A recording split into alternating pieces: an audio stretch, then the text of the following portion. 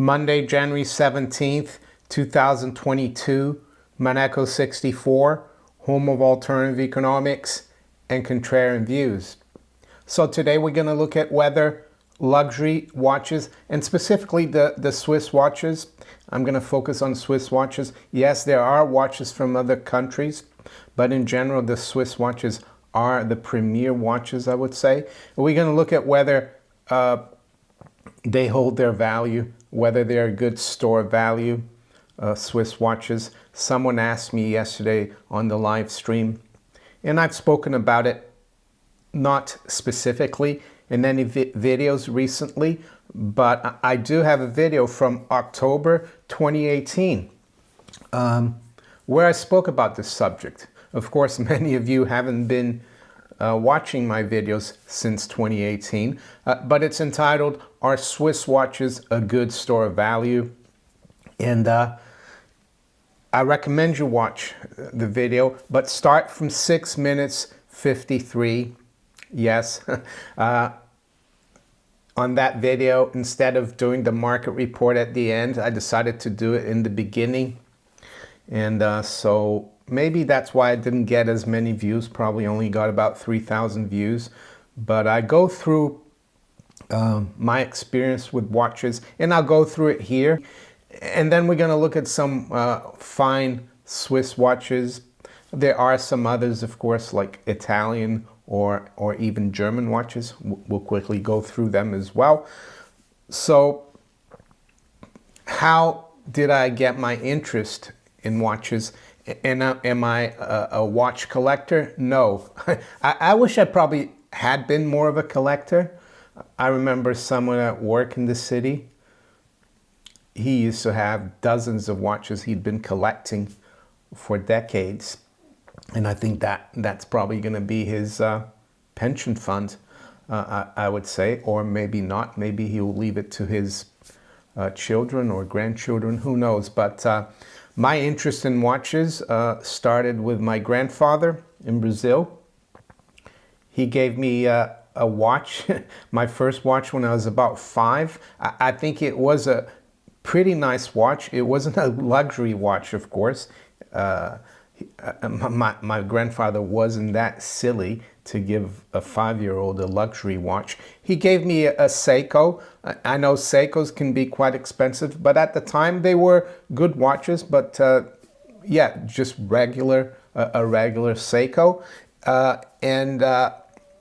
Yes, that got my interest in watches. That's why I've always been into watches. And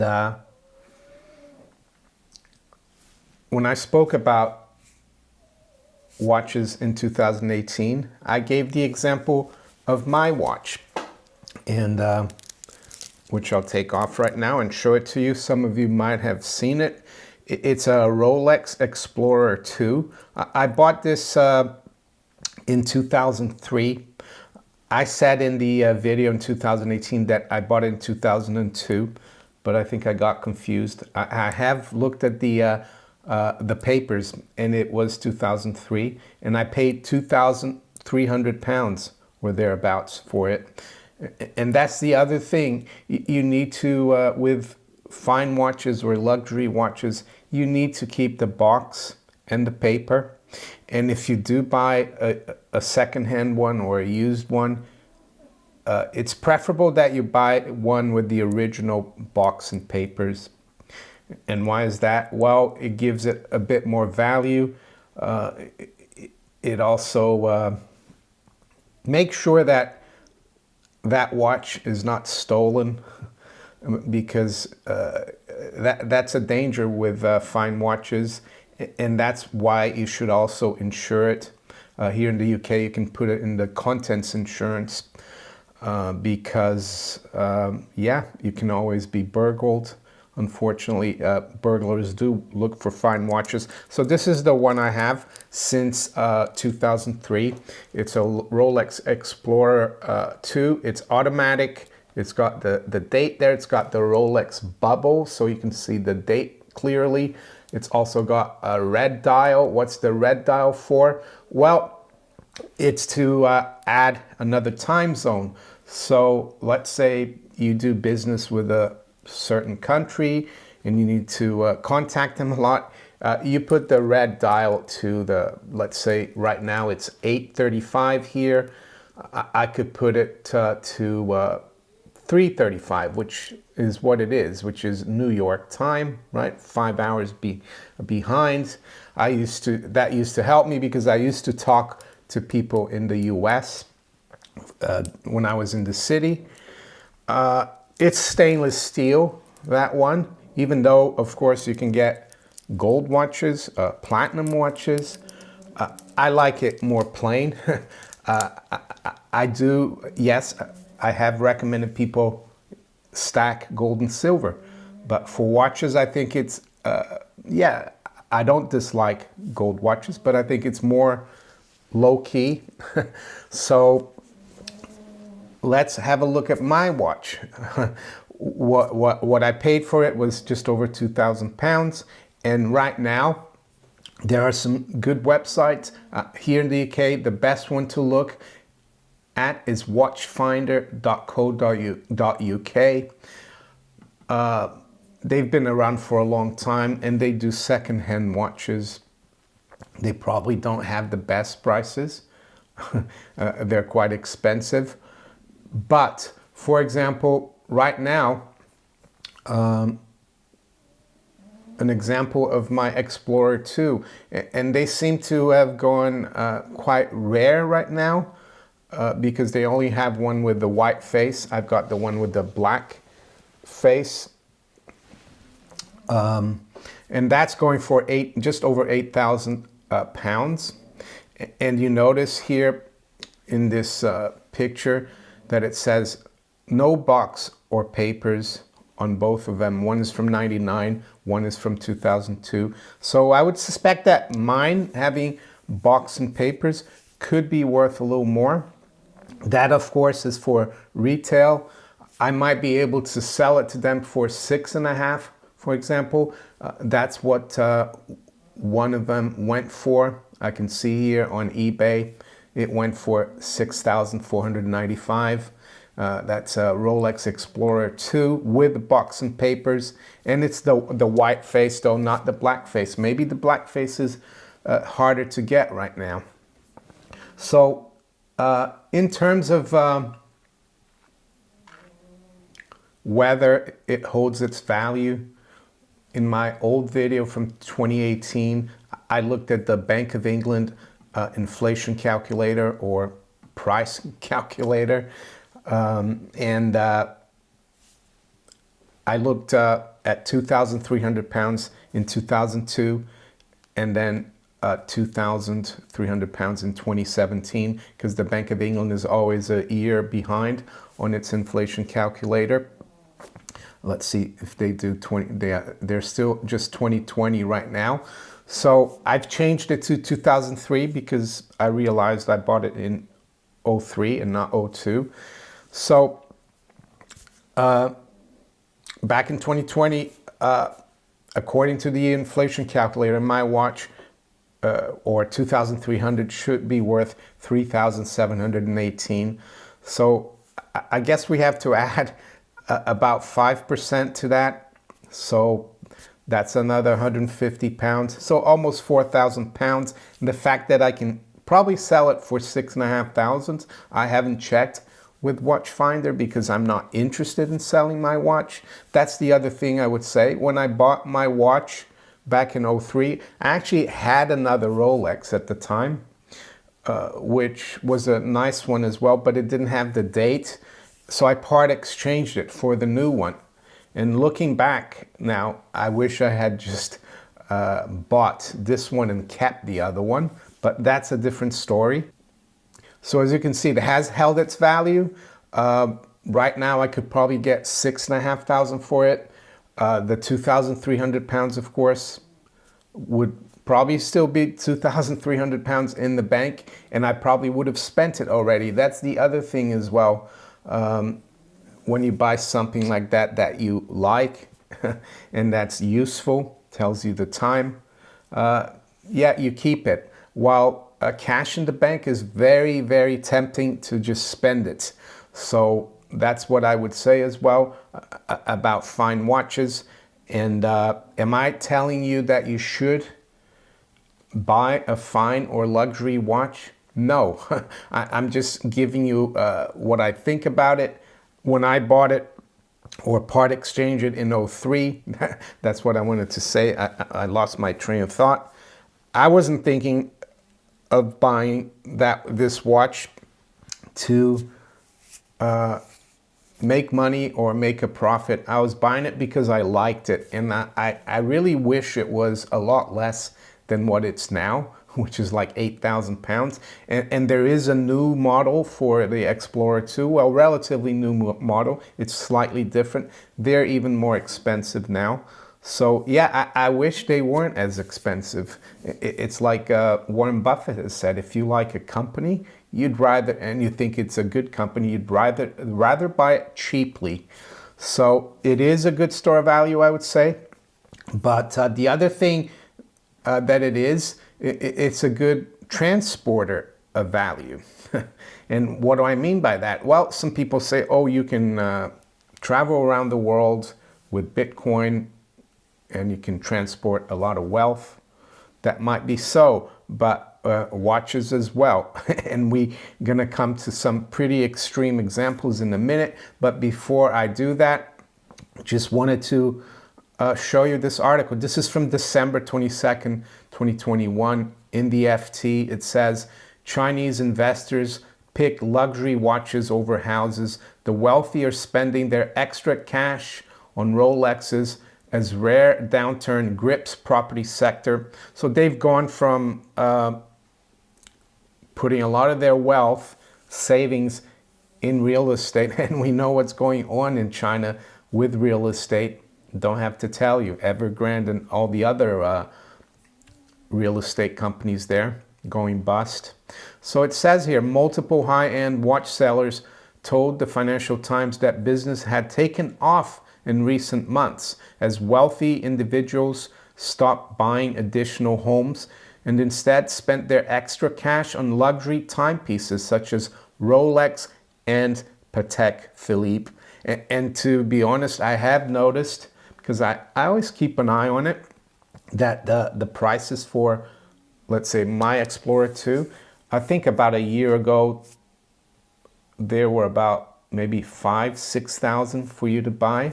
Back in 2018, it was around 4,800. So yeah, it's picking up quite a bit, and maybe it's to do with China. They're not just buying the new ones, they're buying the used watches as well, or the secondhand watches. But just to give you an example about how transportable it is, we're going to go here to the end of the article where it says, a third driver of the luxury watch boom is their portability, which provides an easy way for wealthy citizens to transfer assets abroad if needed. Wang, that's someone they interviewed in this article, said some of his customers spent tens of thousands of dollars on a timepiece so that they could evade strict capital controls that impose an annual limit of $50,000 for individuals' overseas remittances. This is what Wang said. Customs officials either won't notice your watch or may not know how much it is worth. That creates a safe and efficient way to take your money abroad. So this is not just in China that it could happen. It could happen in Turkey. It could happen in Brazil. Any country that has problems with their currency, they could impose capital controls. They did that in the UK from the 60s until 1979. So an easy way to take more than you can outside the country is through luxury watches. I guess you could do it through diamonds. And I know nowadays it's difficult traveling, especially for those who refuse a certain medical procedure. But that's something to keep in mind. And with that, we're going to first go to the Watch Finder website just to give you an idea of the top luxury watches. So you've got Rolex, really, which is, I would say, the most popular one. You've got Patek Philippe, as you can see here. And then you've got the Breitling, Omega, Hublot, all Swiss. Panerai, that's an Italian brand. IWC, Audemars Piguet, Tudor, Jaeger LeCoultre. So there's a lot of them. And I want to take you to the Patek Philippe website. It's Patek, I think it's just patek.com, Patek.com. It's a very fine luxury watch company from Geneva, Switzerland. And you can see all their collections here. They've got the Grand Complications, the Complications. They even have some pocket watches. They've got cufflinks and some other jewelry accessories. And I've picked one here from the Grand Complications. And what are Grand Complications? Why are they called that? Well, because these watches keep track of the day of the week, the month, the lunar phases. They have chronometers.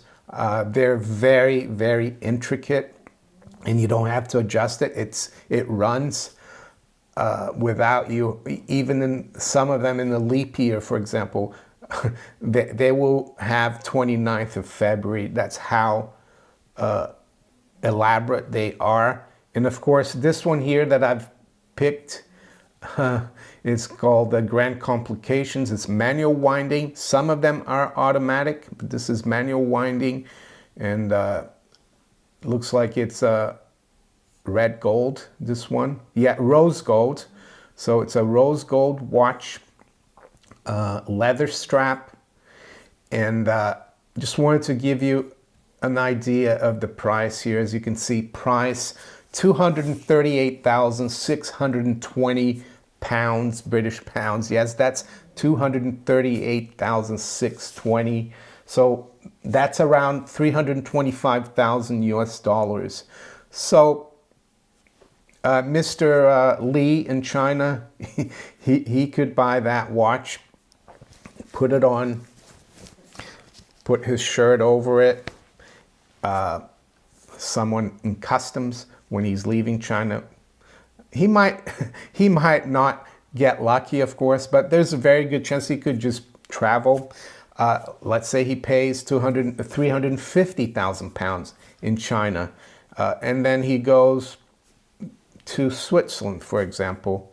He might not get 350,000 if he sells it in Switzerland. He might get $300,000, but for him it might be worth doing that to get his wealth out of Switzerland, out of China. So yes, this is an extreme example. The Patek Philippe's are not all this expensive. They are expensive. They're probably the cheapest one now is not less than 10,000 pounds. And I remember years ago, the cheaper versions, they would be probably worth about 6,000. So that's how they're going.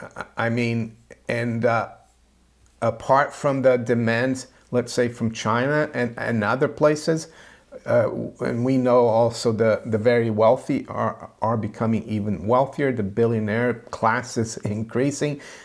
They buy these kinds of watches, I would say, and that's also putting a bid into these watches. The other thing I would say is that they reflect the higher prices for these watches, or the price increases. They reflect the debasement of the currency, the inflation, because Patek Philippe or Rolex in Switzerland, it takes a lot of know-how, craftsmanship, and time, and material like gold, and centuries of experience to produce a watch like this. So you can't do it out of thin air. So is it any wonder that they hold their value? So for example, I just looked at one here that's fairly simple compared to the Grand Complications, and they are the Calatrava.